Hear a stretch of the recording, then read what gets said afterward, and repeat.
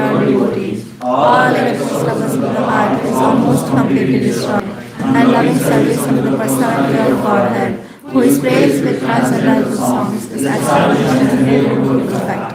Om Jnanatimirandasya Jnananjana Shalakaya Chakshurunmilitam Yena Tasmai Shri Guruve Namah. I was born in the darkness of ignorance, and my spiritual master opened my eyes to the thoughts of knowledge. I offer my respectful obeisances unto him.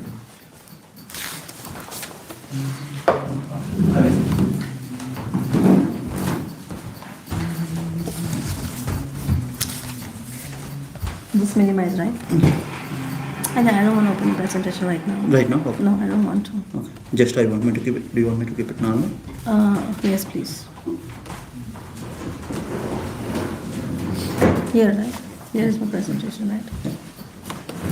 Okay, I got it. Okay.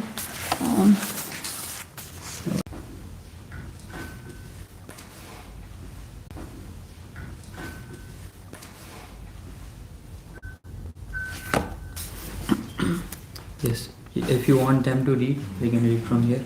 I just want them to go through what I'm reading, so Okay. everyone has their attention in, right? Okay. So maybe I can have it right now. Okay. When you finish reading. Okay. So the chapter 2, the name is the Elephant Gajendra's Crisis. I think we all know the elephant Gajendra and the story of Gajendra. I think that's the very common story. Even those who are outside ISKCON, they know the story of Gajendra. And even like when the kids are like 2 or 3 years old, they know about the story of Gajendra. But there was a crocodile and elephant, and then Vishnu came. But there's much more into it, and there's much more deep inside. If we go, we can learn many lessons. So the chapter 2 is named as the Elephant Gajendra's Crisis. The second, third, and the fourth chapters of this canto describes how the Lord, during the reign of 4th Manu, gave protection to the king of elephants. I described in this second chapter when the king of the elephants, along with his female elephants, was enjoying in the water, a crocodile suddenly attacked him, and the elephant surrendered to the lotus feet of the Supreme Personality of Godhead for protection. In the midst of the ocean of milk, there is a very high and beautiful mountain that has an altitude of 10,000 yojanas or 80,000 miles. This mountain is known as Trikuta. In a valley of Trikuta, there is a nice garden named Rutmat, which was constructed by Varuna, and in that area there is a very nice lake. Once the chief of the elephants, along with the female elephants, went to enjoy bathing in that lake, and they disturbed the inhabitants of the water. Because of this, the chief crocodile in that water, who was very powerful, immediately attacked the elephant's leg. Thus there ensued a great fight between the elephant and the crocodile. This fight continued for 1,000 years. Neither the elephant nor the crocodile died. But since they were in the water, the elephant gradually became weak, whereas the power of crocodile increased more and more. Thus the crocodile became more and more encouraged. Then the elephant, being helpless and seeing that there was no other way for his protection, sought shelter at the lotus feet of the Supreme Personality of Godhead. We'll just read the translation from text 1:19. You can go alternate, like you can start from here. Okay, you want to read the translation for shloka number 1? Sukadeva Goswami said, "My dear king, there is a very large mountain called Trikuta. It is 10,000 yojanas, 80,000 miles high. Being surrounded by the ocean of milk, it is very beautifully situated. The length and breadth of the mountain are of the same measurement, 80,000 miles. Its 3 principal peaks, which are made of iron, silver, and gold, beautify all directions in the sky. The mountain also has other peaks, which are full of jewels and minerals and are decorated with nice trees, creepers, and shrubs. The sounds of the waterfalls on the mountain create a pleasing vibration. In this way, the mountain stands, increasing the beauty of all directions." Extra. The ground at the foot of the mountain is always washed by waves of milk that produce emeralds all around in the 8 directions, north, south, east, west, and the directions midway between them. The inhabitants of the higher planets, the Siddhas, Charanas, Gandharvas, Vidyadharas, serpents, kinnaras, and asparas go to that mountain to sport. Thus, all the caves of the mountain are full of these denizens of the heavenly planets. Text 6. Because of the resounding vibration of the denizens of heaven singing in the caves, the lions there, being very proud of their strength, roared with unbearable envy, thinking that another iron lion is roaring in that cave. Text 7. The valleys beneath Trikuta mountain are beautifully decorated by many varieties of jungle animals, and in the trees which are maintained in the garden by the demigods, varieties of birds scream, sweet voices. Trikuta mountain has many lakes and rivers with beaches covered by small gems resembling grains of sand. The water is as clear as crystal, and when the demigod dances marching, their bodies lend fragrance to the water and the breeze, thus enriching the atmosphere. It's 1913. In a valley of Trikuta mountain, there was a garden called the Tumat. This garden belonged to the great devotee Varuna and was sporting place for the damsels of the demigods. Flowers and fruits grew there in all seasons. Among them were mandaras, parijatas, patalas, ashoks, champakas, shutas, pialas, and panas, mangoes, amratakas, coconut trees, date trees, and pomegranates. There were mandukas, palm trees, tamakalas, ashyanas, arjunas, arishthas, adumbaras, palutanas, banyan tree. There were also Kimshukas and fruits. shrudras, grapes, sugarcane, bananas, jambu, and paradris, akshas, abhyas, and ambalakas. Next, until text 19. In the garden, there was a very large lake filled with shining golden lotus flowers, and the flowers known as kumuda, kahlara, pala, and satpatra, which added excellent beauty to the mountain. There were also bilva, kapita, jambira, and ballataka trees. Intoxicated bumblebees drank honey and hummed with the creeping of the birds, whose songs were very melodious. The lake was crowded with swans, karanavas, chakravartas, cranes, and flocks of water chickens, and datyas, and coyotes, and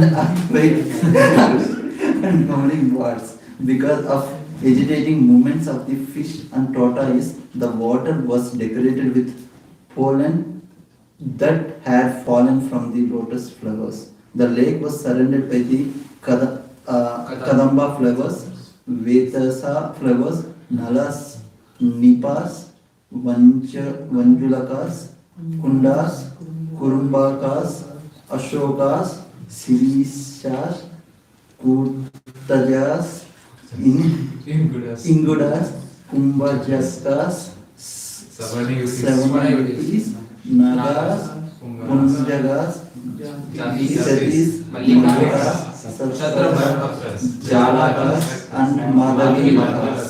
The bank was also abundantly adorned with variety of trees that yielded flowers and fruits in all seasons. Thus the entire mountain stood gloriously decorated. So much to this.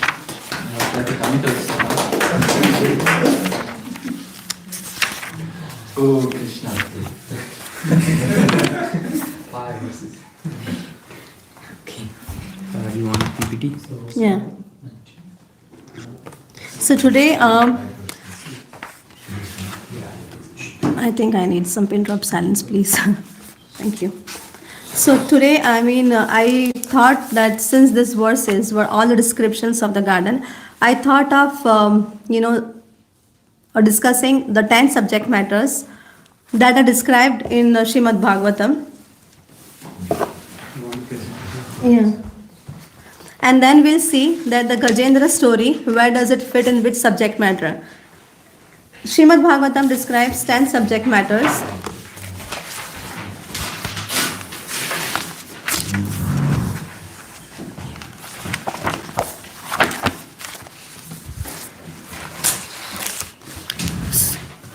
These are the 10 subject matters described in Srimad Bhagavatam. Sarga, which is a universal creation by the Supreme Lord. Second is Visarga, secondary creation by Lord Brahma. Sthanam, positioning of the living entities in various planetary system. Poshanam, the Lord's protection for the devotees. Uti, inclination to act. Manvantara, the reigns of Manus. Ishanukatha, the topics of Lord's incarnation. Nirodha, annihilation. Mukti, liberation. And 10 is Ashraya, the Supreme Lord Krishna. So these 10 subjects are described in detail, in depth in Srimad Bhagavatam. Now we will see that which canto describes each matter in complete detail. As such, any canto, if we take of Srimad Bhagavatam, is a complete canto. Any canto describes all these subject matters, but one of them will be in predominance. Like one is, one is explained in great detail. So, is there? Okay. So, Canto 1 and Canto 2 describes the Lord's lotus feet. And by reading Canto 1 and Canto 2, we get the qualification to read other cantos.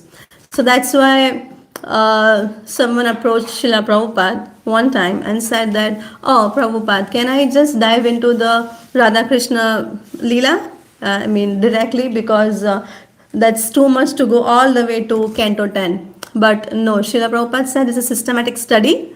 We have to go through each canto, and each canto will qualify us to go to the next canto. So it's very important to read each canto and understand. Then only we'll go through the, it's like it's a PhD study. If someone says I want to do the PhD directly and not going to the kindergarten or grade 1, that's not how it works. We have to go to kindergarten, grade 1 up till grade 12, and then, going to bachelor's, master's and PhD. So first subject matter that if someone remembers is Swarga, the creation, is described in Canto 3rd. Canto 3rd deals with this subject matter completely. It describes about creation.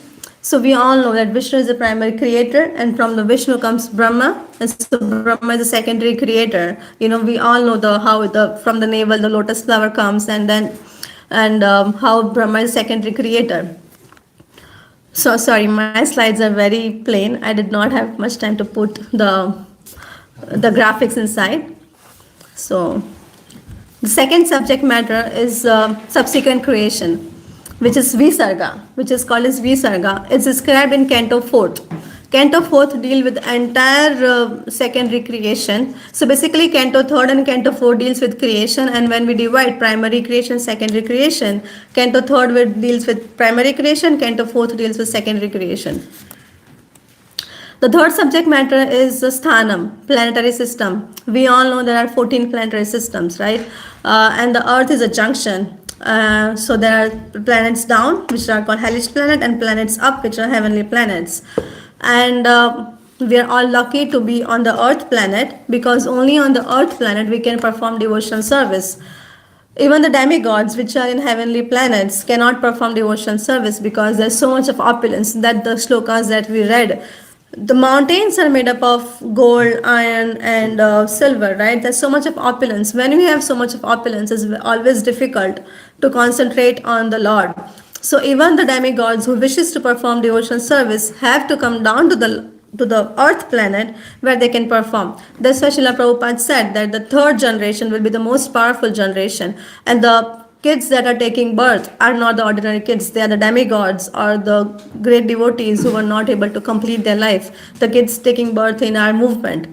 So that's what the third subject matter is described in the 5th canto. And at the end of the 5th canto, I'm not sure if you all remember, there's a description of the hellish planet.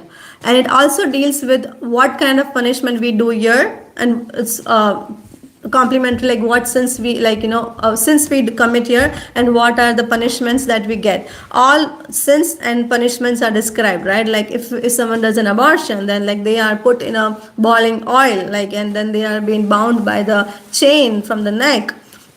Subtle body experiences all this pain, right? So that deals with the planetary system sthanam in the 5th canto. Ideally, if we see, so the 3rd canto describes 5th, and then if we go 4th canto describes 6th, but there is a minor variation when we move forward. It's not like straightforward. 3rd in 5th, 3rd subject matter in 5th canto, 4th subject matter in 6th canto, 5th subject matter in 7th canto. That's how it should be, right? That's how we are progressing. But in the end, you will see there's some minor variation, and we'll see why and how. So the 4th subject matter is Poshanam, Lord's protection for the devotees.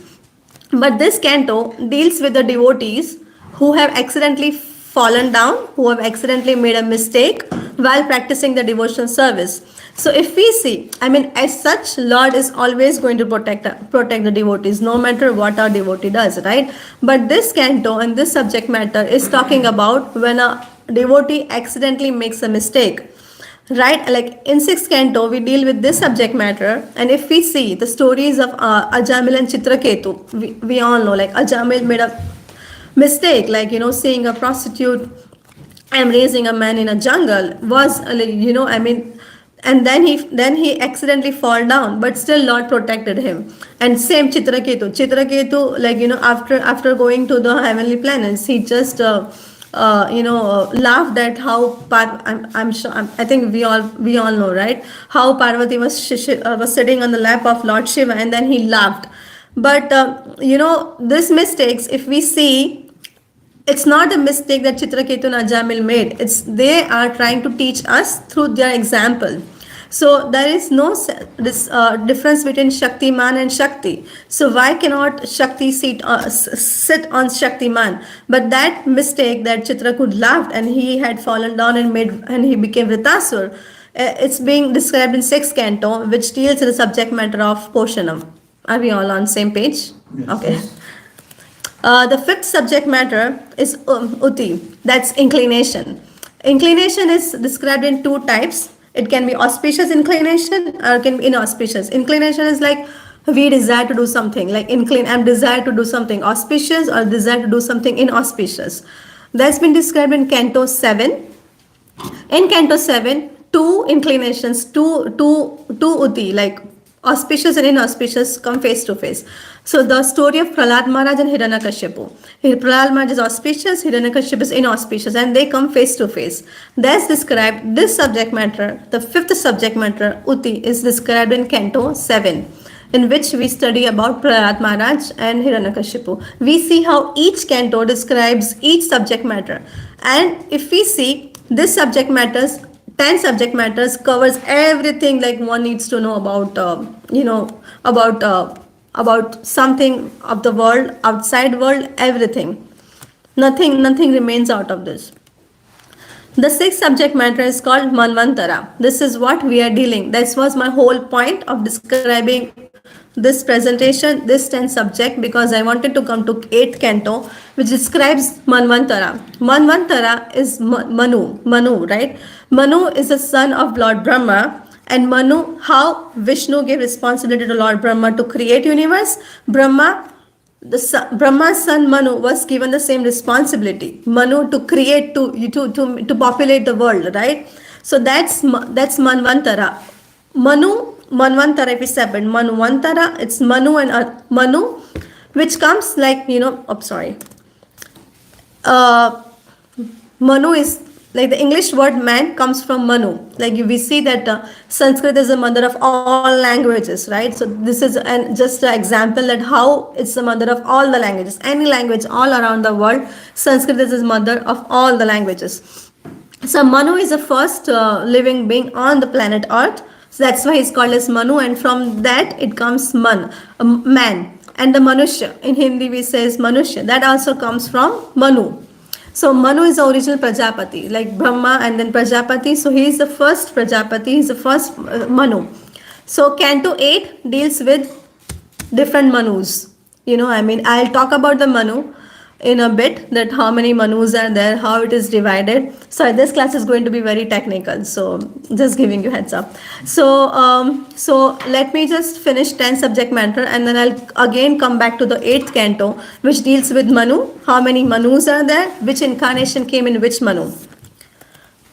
Again, okay. So what happened was, like when Sukdev Goswami was telling it to Parikshit Maharaj, Sukdev Goswami and Parikshit Maharaj, they both did not have much time. Parikshit Maharaj had only 7 days, right, and 7 nights. The Bhagavatam Katha was non-stop, no break for food, no break for sleeping, 7 days, 7 nights constant. But Sukdev Goswami had so much of content to deliver, right? So he just described. Sukdev Goswami, when he came to 6th canto, like the 6th subject matter described in 8th canto, he only said a line that how one of the Manus saved Gajendra. And Parikshit Maharaj became so inquisitive. He was so curious to know that, what did you say? Like, how did Hari protected elephant? How did that happen? I wanted to know more. Sukdev Goswami just said one line that this Manu, Hari Manu, protected elephant, right? But he became so inquisitive that he wanted to know more, like which elephant, how did he protect it, what did the elephant do, where was it? And just to answer that question of Parikshit Maharaj, Sukdev Goswami had to tell the entire story of Gajendra. He did not intend to state the story of Gajendra because he was going through the Manus, right? The 6th subject matter in the 8th canto, he was going through all the 14 Manus. But then this he said one line, and from that he asked a question, and then he had to describe all the Manus. The entire story of Gajendra. So that's 6th subject matter. The 7th subject matter is Ishanu Katha, which is like the 9th canto deals with this subject matter. If we know, the 9th canto is all about Lord Ram. Like how Lord Ramachandra, his dynasty, his father, all the stories of and pastimes of Sri Ram. So that's 7th subject matter, Ishanu Katha. Ishanu is Ishwar. Ishwar's Katha is story, like the stories of Lord described in 9th canto, and that's 7th subject matter. The 8th subject matter is Nirodha. Right, so here is a glitch, like I would not say a glitch, but here it's not going in the flow. Now we saw that 7th subject matter is being dealt by 9th canto. So basically the 8th subject matter should be in 10th canto. It's not like that. 10th canto, 8th subject matter, instead of being in 10th canto, is in 12th canto. Right? So the 8th subject matter is annihilation, Nirodhya, which is described in 12th canto, not in 10th canto. We all know in 10th canto, the story of Lord Krishna is being described, right? And there is nothing about annihilation. So it also deals with annihilation, destruction. If someone remembers, which canto dealt with the creation? Which canto deal with the creation of the universes? No? You're not paying attention. Yes. Yes, canto 3 and 4. And now this canto 12, it's dealing with destruction. So first creation and then destruction, right? So that's how, canto 12 deals with destruction.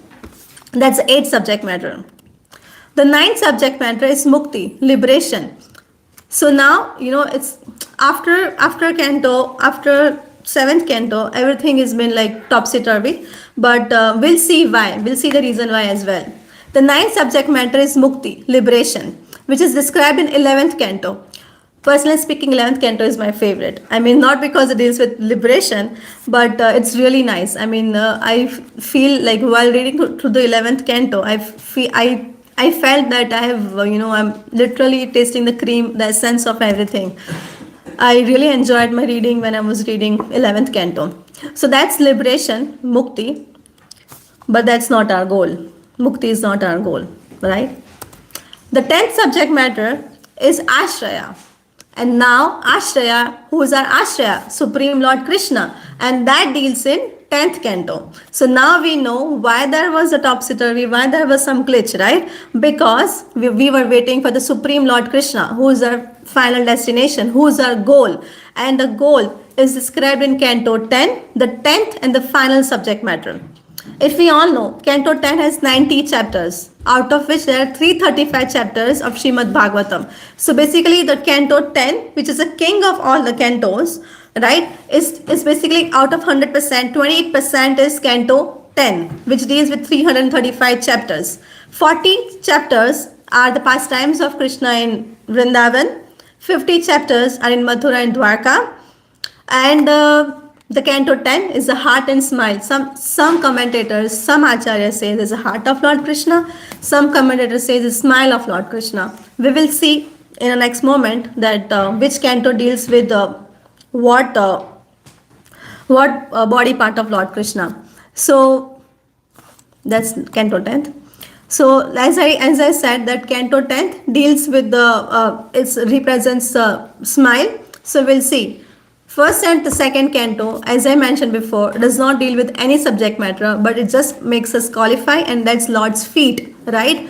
So whenever, I'm not sure if you know, but that's a process. Whenever we are taking darshan of the deity, like Gaunitai, Radhakeshwar Gopinath, Jagannath Baldev Subhadra, there is a process to have a darshan of the deities. We cannot directly look at the Lord's face. There is a process to observe, to take darshan as well. First, we have to go to the Lord's lotus feet, right? And then gradually to his thighs, and then navel, and then chest, and then his feet. And then, if you have seen, it's a very, minute details when we observe. Have you ever seen, Krishna's, if you see Radhakeshwar Gopinath, right? And if we start we have to start from Krishna, Keshwar Gopinath's feet, and then moving forward, thighs, chest, and navel, and then face. And have you seen, who knows, how Keshwar Gopinath's peacock feather is? It's which way? This way, this way, this way. Which way is that? Yeah, this way. You know why is that way? You know the reason why? Yeah, that means you're right. So its reason is why this way, the peacock feather is tilting this way, because peacock feather is telling us that now go to Radharani's feet and have darshan from Radharani's feet, and then to Radharani's chest, and then to her beautiful face and smiling face. That's the reason why the peacock feather is tilted this way when we see the deities, right? Similarly, the canto, first and canto, so same. There is no difference between Krishna, Srimad Bhagavatam, Krishna's Vani, descriptions about Krishna, Krishna's holy name. So as we approach the deity, the same way we have to approach the Srimad Bhagavatam as well. So first and second canto deals with Lord's lotus feet. The third and fourth canto is, I would say, is the thighs of the Lord. This is not what I am saying. Is all the commentators at previous Acharya Jiva Goswami gave this explanation. Third and fourth cantos are the thighs of the Lord. Fifth canto is the navel of the Lord. Sixth canto is the chest of the Lord. Seventh canto and eighth canto are Lord's arms. Ninth canto is Lord's throat. 10th canto is Lord's face. See, Lord's face. In Lord's face, forehead and head. Again, the 10th canto is given the prime importance, right? 11th canto is Lord's forehead, and 12th canto is Lord's head. So this is the description of the cantos. Okay, so now we are dealing with 8th canto, and 8th canto deals with which subject matter? Manvantara. Yes, and that's which number of subject matter? 8th canto is 6th. Yeah. Yes. So now today we are doing Srimad Bhagavatam Canto 8. I was being told to do chapter 2, but I thought let's just have a recap of chapter 1. Chapter 1 and deals with all the manus, right? This is again very technical. It took me many years to understand this calculation, because I have been whenever I listen to my Guru Maharaj's class, and he always explains this calculation, which never went inside my bird brain. Even though I repeatedly heard him in person, offline, but it took me, so I'm not telling you that you will also get in one go, but let's just try, let's just make our humble efforts. So we all know that Brahma lives 100 years, right? But that's the calculation of Brahma, and that's the calculation of our age. As we know, all the pastimes of how Lord Brahma stole away the cows and the cowherd boys of Lord, that pastime. But we all know, for Brahma, it was a flash of a second. But when he came down here, it was 1 year completely. 1 year of human calculation. That is celestial calculation. So Brahma Brahma's one day consists of 1,000 cycles of 4 yugas. We all know the 4 yugas, right? Satyug, Treta Yug, Dwapar Yug, and Kali Yug. You are following? Yeah. So Brahma's one day consists of 1,000 cycles of 4 yugas. So 4 yugas going 1,000 times, that is Brahma's one day. The same is Brahma's one night, right? And one day of Brahma has 14 manvantaras. That is, one day of Brahma has 14 manus, right? So these are the, is it too small? It's visible. Okay. So 14 manus, right? We all have we have 14 manus. Swayambhu Manu, Swaruchisa Manu, Uttama, Tamasa, Raivata, Chakshusha, Vaivashishta, Shavani, Daksha Swarani, Brahma Swarani, Dharna Swarani, Rudra Swarani, Deva Swarani, and Indra Swarani. The reason, these are the 14 manus. The reason I have highlighted 7th Vaivashishta Manu. Do you know the why it's in bold? Good job. Yes, we live in that Manu. That's the 7th Manu. And we'll see that for how many years we have already passed in that Manu and how many years are still remaining in that Manu. So, again, the life of Brahma has 14 Manus in one day of Brahma. In a year, there are 5,140 Manus, and Brahma lives up to 100 years. So if we multiply, consequently the total of Manus appearing and disappearing during the life of one Brahma is 5014 times 100. That's many Manus in the life of a Brahma. That's a calculation for one universe, and there are innumerable universes. All these Manus simply go by the breathing process of Mahavishnu. You know, like how Mahavishnu inhales and exhales. Inhales the creation, there's a creation, exhales, there's destruction. But this is calculation of only one universe. Why only one universe? Because the different universes have different Brahmas and they have different calculations, right? I don't know how many Manus and are there in different universes, but there are innumerable universes. Like if you see a sack full of mustard seeds, you cannot count them. Similarly, you cannot count, innumerable universes which have innumerable planetary systems, which have each one has a Brahma, each one has the creation, destruction. But if we go in detail and if we see that it's just happening by the breathing process of Mahavishnu, isn't it incredible? Like just by the breathing process, if breathing process and then by exhaling, there's a destruction, and that's Mahavishnu. We are not talking about Krishna. From Krishna comes Vishnu. That's another thing that we'll talk about later sometime. So again, the present age is the control of Vaivashishta Manu, right? That's the 7th Manu out of 14th Manu. Each Manu's period lasts 72 times the cycle of 4 ages, and one cycle of ages equals 4 I don't even know how to say that. 4,32,000 solar years, not our calculation, right? Thus, 4,32,000 times solar years is a reign of one Manu. Presently, if we have already passed, let's say, I think I've written here somewhere, the present Manu has already lived for 4,32,000 multiplied by 28, and still we still need to go, this Manu still needs to go 72, like 72 minus 28 is how much? How much is 72 minus 28? 44. So 4,32,000 times 44 is still this Manu has to, this Vaivashishta Manu. All this, again, this is material world, this material creation. I don't want to bombard you with so much of, technical knowledge, but this is Srimad Bhagavatam. I am not speaking anything out of Srimad Bhagavatam. Again, if we come about Canto 8, right, the first chapter describes first 4 Manus. Swayambhuva, Swarochisa, Uttama and Tamas. Right, these 4 Manus are described in the 8th canto, first chapter. But today we are dealing with chapter 2.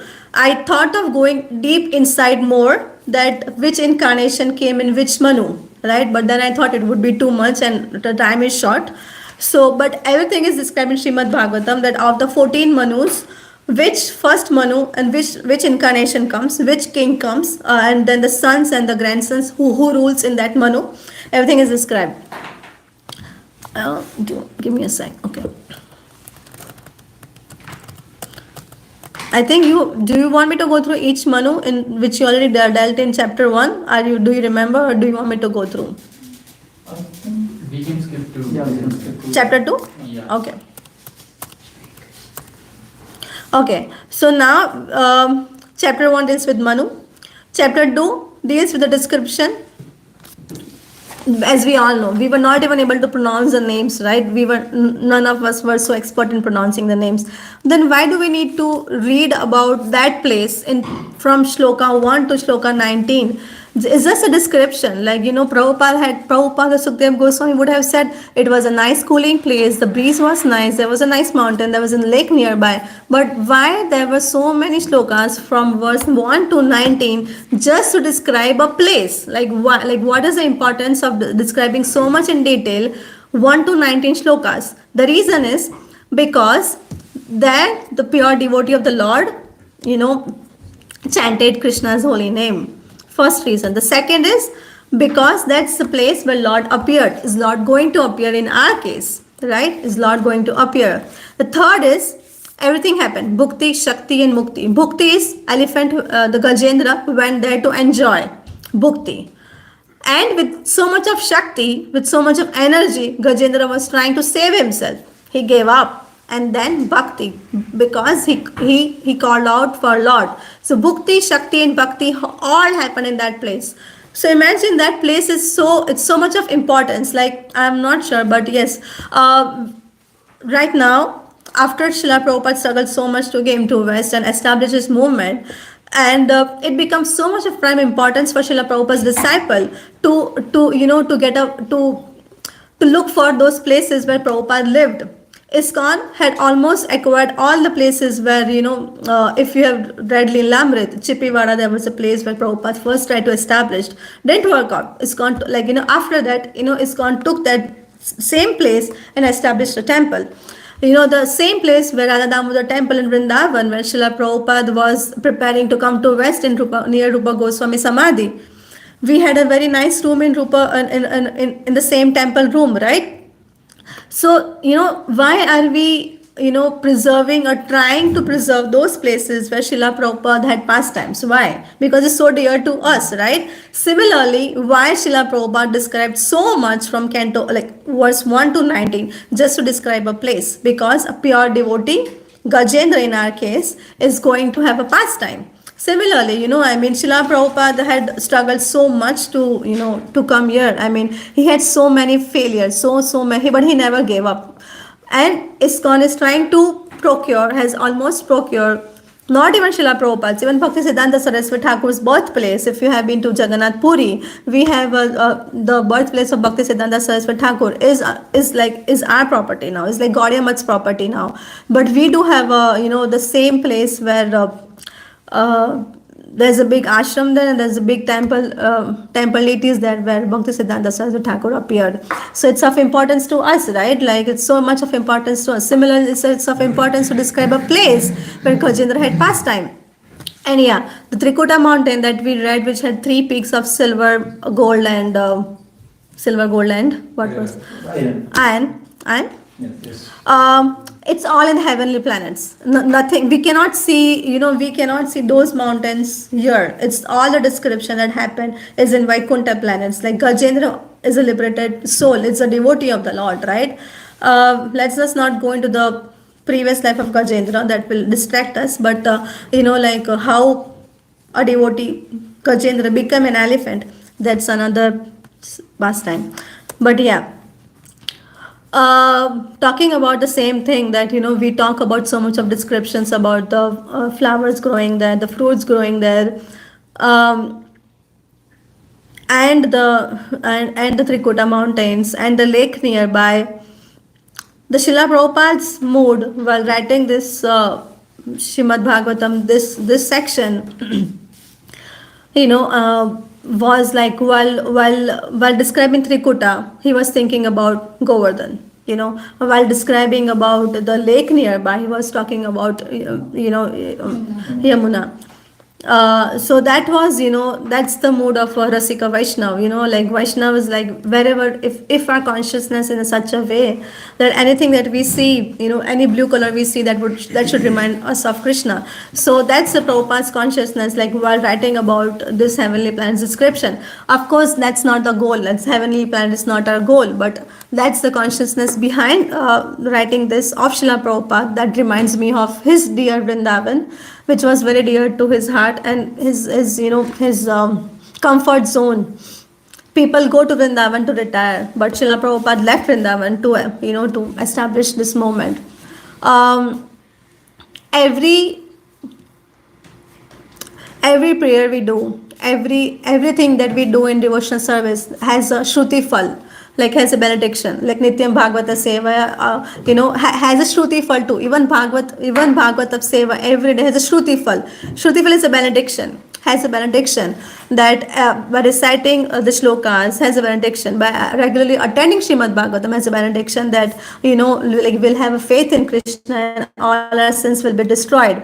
Similarly, the shlokas, Canto 8, Chapter 2, text 1 to 19 that we just read has a benediction, which is described in Canto 4, Chapter 4th of this Canto, 17 to 24. The Supreme Personality of Godhead said, freed from all sinful reactions are those who rise from bed at the end of the night, early in the morning, and fully concentrate their minds with great attention upon my form, your form, this lake, that we just described, this mountain. Which mountain? Trikuta mountain. The caves, the gardens, the cane plants, the bamboo plants, the celestial trees, the residential quarters of me, Lord Brahma and Lord Shiva, the 3 peaks of Trikuta mountain made of gold, silver and iron. My very pleasing abode, the ocean of milk, the Shvetadweep, the white island Shvetadweep, which is always brilliant with spiritual rays, my marks of Srivasta, the Kaustubha gem, the Vaijayanti garland, my club Komodaki, my Sudarshan disc, and my Panchagavya conch shell, my bearer Garuda, the king of birds, my bat Sheshanag, my expansion of energy, the goddess of fortune, the Lord Brahma, Narad Muni, Lord Shiva, Pralad, my incarnations like Matsya, Kurma, and Vada, my unlimited all auspicious activities which yield piety to he who hears them, the sun, the moon, the fire, the mantra, the omkar, the absolute truth, the total material energy, the cows and the brahmanas, devotion service, wives of Soma and Kashyapa, who are all daughters of King Daksha, the river Ganges, Saraswati, Nanda, Yamuna, Kalindi, the elephant Airavat, Dhruva Maharaj, and 7 rishis and the pious human beings.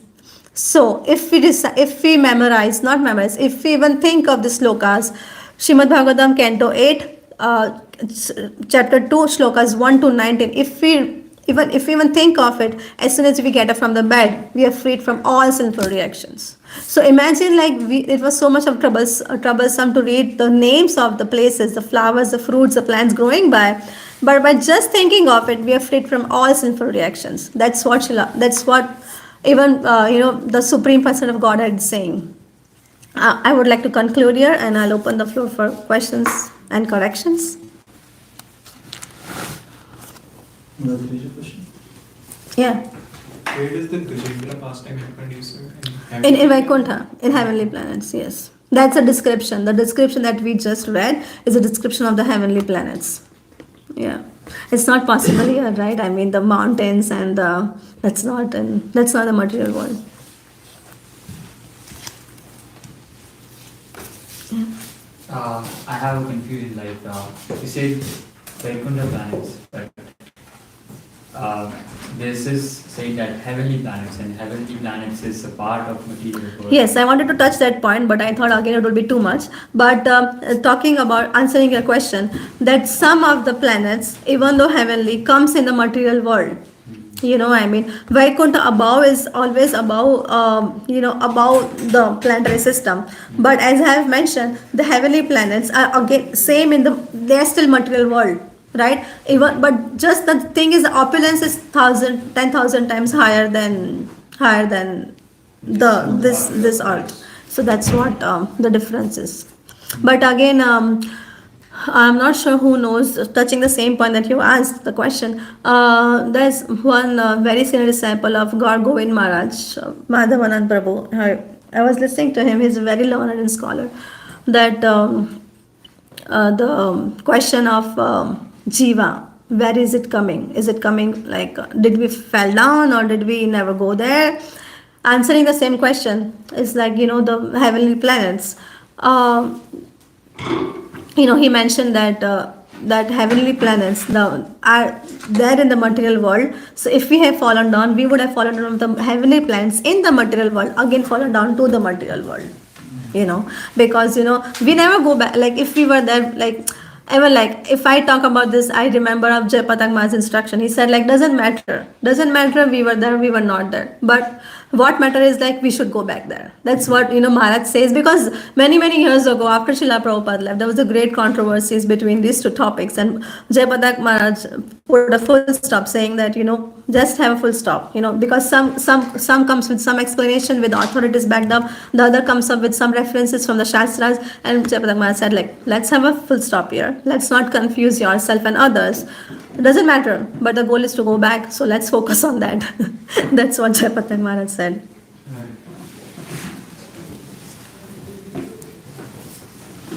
Any other questions, Prabhu? Prabhu, I have a question. Your material has a lot of information. Is it possible to share with us? Yeah, yes, I can.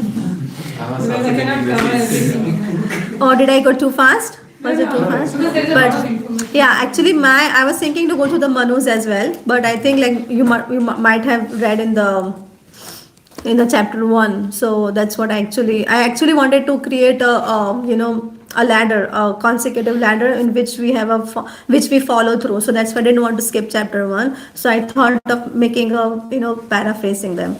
But yeah, again, I know, sorry for that. I know it was too much of thing. Hare Krishna. Thanks. Yeah, can you see the slide where it mentioned that how much lifetime this Manu have lived already? 28. Yeah. Yeah. 4 lakh, yeah. It's multiplied by 28, but isn't it like the Kali Yuga's lifetime is 4 lakh? 20. Yeah, but if you see, I also mentioned solar years. It's not our calculation. It's solar years. So it's if the calculation should be from the Solar year. Yeah. So see, that's what I said, right? Like we are talking about life of Brahma. So we are talking the calculation of Lord Brahma and not our calculation, right? So this one, I mean, each Manu's period lasts 72 times. So that's how a calculation starts. That 72 times is cycle of 4 ages, and one cycle equals to 4,32,000. I don't know how to explain you much, but that's not the calculation of our year. It's not the 2024, 2025. That's not how it goes. It says like when four yugas are multiplied by 72 times is equal to this many solar years. So that's how the calculation is. You mean one day of Brahma is equals to 4,32,000 years? Multiplied by, that's multiplied by this many 72 solar years is one reign, and then so many Manus, 14 Manus come in like only in one day of Brahma. Same thing happened in the one night of Brahma too. And then he lives for 100 years. And after 100 years, okay, there are two kinds of destruction. After one day of Brahma, there is a partial destruction. And after 100 years after Brahma, there is a complete destruction. Yeah. So yeah, that's when I also took many years to understand this. Is but see, this is what Srimad Bhagavatam teaches about. One solar year is equals to how many? That we are talking about Brahma, right? So see, if you see, the total of Manus appeared displaying during the life of Brahma is these are many. Okay, you see 5040 Manus are there in a year, in a year, and that multiplied by 100 is the Manus during one life of Brahma, right? And this calculation, okay, again go back. Each Manu, so talking about each Manu is 72 times cycle of 4 ages. So 4 ages multiplied by 72 times, and one cycle is 4,32,000 years. So like Satyug, Treta, and Dwapar multiplied by 72 times. Right? So 72 times the cycle, 4 cycle goes. So, okay, one cycle goes and then we multiply by 72 times. You understand? That's one cycle is equal to this many solar years. That is the definition of one solar year. That this many yugas multiplied by 72 times is equal to one solar year. That's the definition of a solar year. But I have a question. So how much years in the earthly planet is equal to one solar year then? How many earthly planets? That's what it says. Earthly planets, if you say that each cycle of 4 ages multiplied by 72 times. Each. Okay, like each is by what I say each is one set of yuga. Like when thank you. Chaturyuga is like one set multiplied by 72 times. So one cycle means one Chaturyuga multiplied by 72 times, right? And then one cycle, that's the solar years. That is one solar year. Yeah. So it's so, I mean, that's when you read Bhagavatam, like that's that's how 14 Manus, that's also happening in one day of Brahma. So imagine like how much is one day of Brahma. It's so big. So after one day of Brahma, after 14 Manus, there's a partial destruction. And after Manu, like Brahma, 100 years, there's a complete destruction. I have a follow-up question for that. Mataji. Could you please go back to the previous slide? Yeah, for Chaturyuga is equals to 4,32,000 years. You mean that? Multiplied by 72 times. It's not 4 lakh. It's 43 lakh. Sorry, 42,20,000. Yeah. If you can have calculator, then you can always do that. Don't worry. It's like a mystery house. Like, so we will take some time and we'll have a class. And we all will sit and try to calculate all this stuff. Okay? Yes. There's also a blog on ISKCON Desire Tree, timings of 4 yugas, the Shastric evidence by Sri Nityananda Das. So if you want to go through that, there's a very detailed explanation Yeah. of everything. You can go I through know. that blog. It's like, that's what before explaining also I told it, it's not, don't expect that you will know in one go, because I couldn't do it. I mean, like, took me many, many years. I have been listening to my Guru Maharaj saying from the last at least 15 years, and it took me such a long time to understand. Like, every time he says, I write it down in my notebook, but then again, when I go back, I get confused. But this is like how Srila Prabhupada explains. I didn't want to put my explanation because that would be, that might be wrong. But this Srila Prabhupada explains in the commentary of Canto 4. Yeah. I wanted to ask that. What is the 72 minus 28, 44 years? What is that? That is the solar years remaining for current Vaisheshta Manu, which is 7th Manu. That's still this many, this many. I want to tell you one more surprising thing apart from here. How the, God Nitai, the Lord Chaitanya and Lord Nityananda does not come in every Kali Yuga. He comes in one day of Brahma. In one day of Brahma, when there is one Kali Yuga, he will come in that Kali Yuga. So imagine we are so fortunate that God Nitai just came. Like Chaitanya.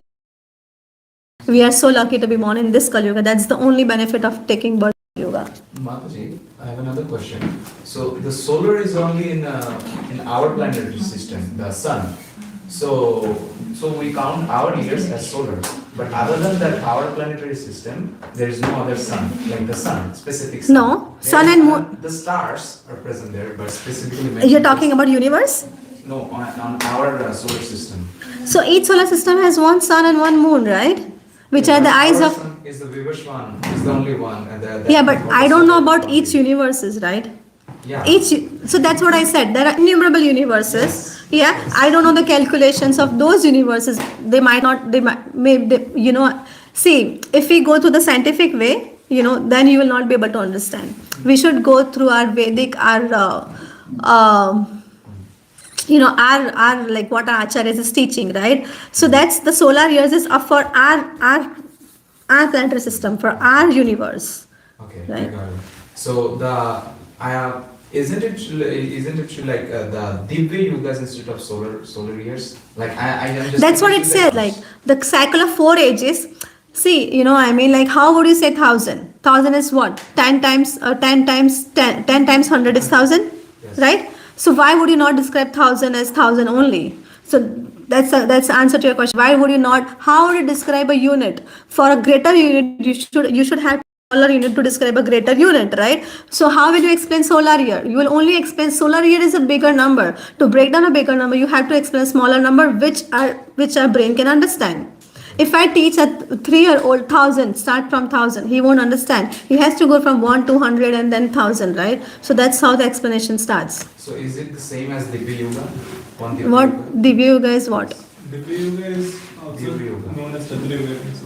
Yeah, Divya Yoga is Satur Yoga. That's what I was thinking, the same. Yes, so the solar is equal to the Divya Yoga. Multiply 2 times. Yes, the same thing. Yeah, The solar, yeah. So solar unit and the Divya Yoga unit, the same. no. No. Divya Yoga is Chatur Yoga. Yes. Yeah. The one Chatur Yoga is. Okay, guys, Hare Krishna. I will pull it in group. I will pull it in group and like based on the vote, we all can sit. 2 hours, 3 hours, 4 hours. We will do this and we will finish this. Okay? Shastra. Okay. Kali Mataji. No. Keep on going.